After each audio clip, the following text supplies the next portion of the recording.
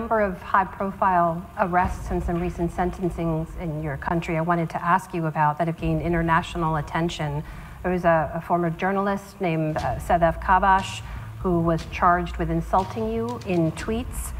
There was an activist named Osman Kavala who was just in April sentenced to life in prison. Another opposition politician, Selahattin Demirtas, who's been serving jail time since 2016. And your critics will say that jailing many of these people gives the impression that you want them silenced, that they're in some way threatening you. So are you threatened by these people? Sizi bu niye bu kadar ilgilendiriyor? Why are you so interested in this? Turkey is a state of law. Such decisions can only be made by the judiciary. And if this is what the judiciary has decided to do, let the decisions or the judgments of the judiciary be respected and executed. I'm not in a position to serve in the name of the judiciary. This man you have referred to was a financier. During these demonstrations, during these protests, and... You're speaking of Osman Kavala, is that right? I'm speaking about Osman Kavala. But what about Sedef Kabash? Should someone be jailed and charged for insulting you in tweets? Hayır, ben onlarla uğraşacak değilim. No, I'm not getting involved in this. The judgments are made by the judiciary, and the same thing applies for Selahattin Demirtas. He is a terrorist who caused the death of more than 200 people, and the judgment on this terrorist was given by the judiciary again. I will say the European, pardon the interruption, sir, the European Court of Human Rights disagrees with that assessment. Kesmeye hakkın yok. Don't interrupt. You have no right to interrupt. You're not going to interrupt me. And respect me. And you are going to respect the judgment of the judiciary as well. The American judiciary is a full-fledged judiciary. So is the judiciary of Turkey. And you have to respect that. We are a state of law, and inside that state of law, this is how we lived, and this is how we will keep on living. President Erdoğan, the Committee to Protect Journalists says Turkey is the fourth most prolific jailer of journalists in the world. Why are there so many journalists in jail in your nation? Ne kadar gazeteci? How many journalists are currently in prison? Do you have any information? I do, sir. According to the CPJ, the number doubled from 2021 to 2022. There were 18 in 2021, more than 40 in 2022. Teröre destek verenler. If they were supportive of terrorism, those who are supporting terrorism, where would they live or roam freely around the world? These people have been supportive of terrorism. They were supporting terrorism. In July, you suggested that the EU should admit Turkey into the EU if it wanted to see Sweden in NATO. Do you see those two issues as linked in your view? Her şeyden önce... First and foremost, Sweden's position and our current position within the EU accession negotiations are two separate things. We have repeatedly stated that we were ready to support Sweden's bid to join NATO, but Sweden is supposed to rise up to the occasion and keep their promises, because on the streets of Stockholm, we still see terrorists wandering around freely. You did agree at the NATO summit in July, though, to forward Sweden's NATO bid to Turkish Parliament, correct? So do you expect them to take that up when they reconvene in early October?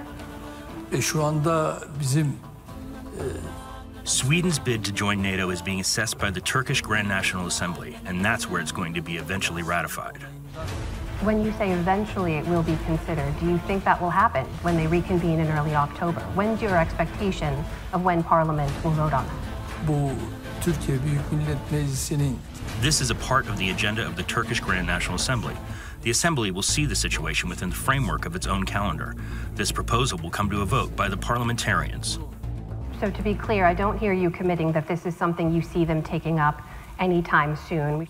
Onun için de İsveç'in... For that to be happening, of course, Sweden should keep its promises. Terrorist organizations should immediately stop their demonstrations on the streets of Stockholm, and they should stop their activities, because seeing this actually happening is going to be very important for the Turkish people. Sweden seemingly carried out legislative amendments, but it's not enough. What about the U.S. sale of F-16s to Turkey? Do you see that as linked to Turkey supporting Sweden joining NATO? Because the day after you agreed to forward Sweden's NATO bid to your parliament, U.S. National Security Advisor Jake Sullivan said that Washington would move forward with that F-16 sale. In your mind, are the two issues linked? Bana göre I believe these two topics shouldn't be related, because while primarily President Biden said that this issue was tied to the Congress, we would always say, okay, we have the Turkish parliament. So these issues are tied to the parliament. If the parliament doesn't make a positive decision about this bid, then there's nothing to do.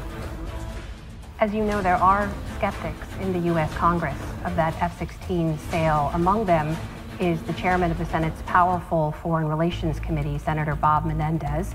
I spoke with him last week, and he cites a number of reasons he's opposed to the sale right now. You threatening Greek security, the jailing of journalists and opposition politicians, not joining the Western alliance and sanctioning Russia. And he said Turkey has the opportunity to show us and the rest of NATO that it is part of the team. What do you say to that? Bob Menendez Türkiye'yi tanımıyor. Bob Menendez is not very familiar with Turkey, and Menendez doesn't seem to be familiar with Tayyip Erdoğan either. We are friends with Greece for many decades. We have never been fighting camps against one another.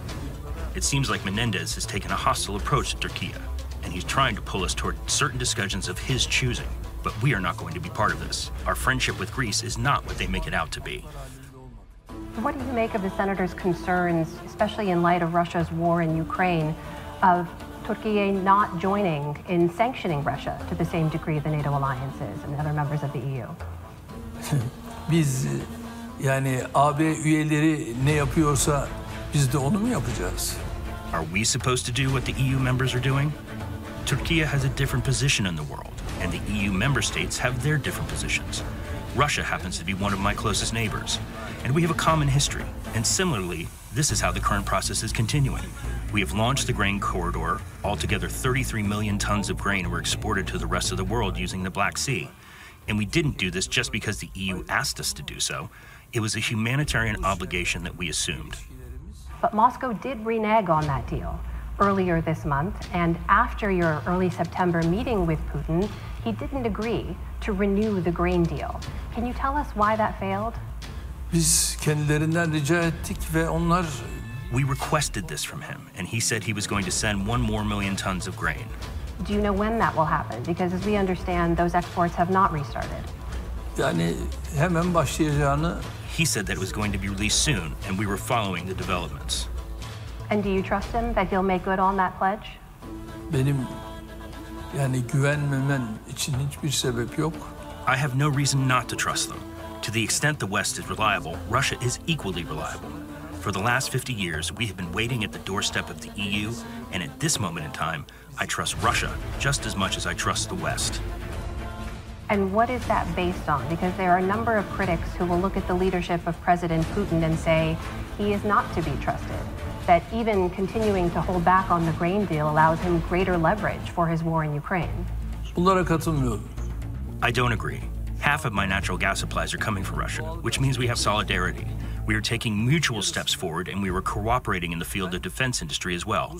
We can do these things with Russia. What about the war, the continuing war in Ukraine? Did you speak about that? Do you have an understanding of how he views it? Does President Putin believe that he's winning that war? Yani görüşmedik. I can't say. We didn't talk about this, but I need to be very clear and very frank. It's quite obvious that this war is going to last a long time, and for the war to end as soon as possible, we would like to be very hopeful. And Mr. Putin is actually on the side of ending this war as soon as possible. What leads you to believe he'd like to end the war? Nothing we've seen on the battlefield indicates that. Tamam da şimdi ben...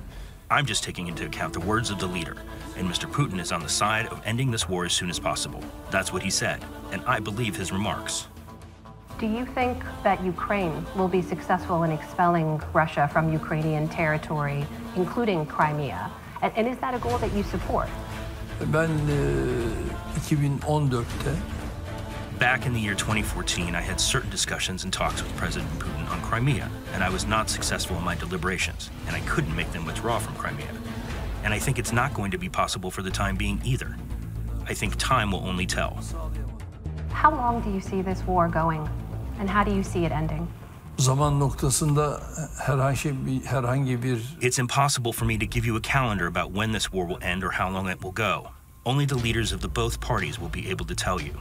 Let me ask you more big picture. Do you see more of a benefit to your nation's relationship with Russia or with the U.S.?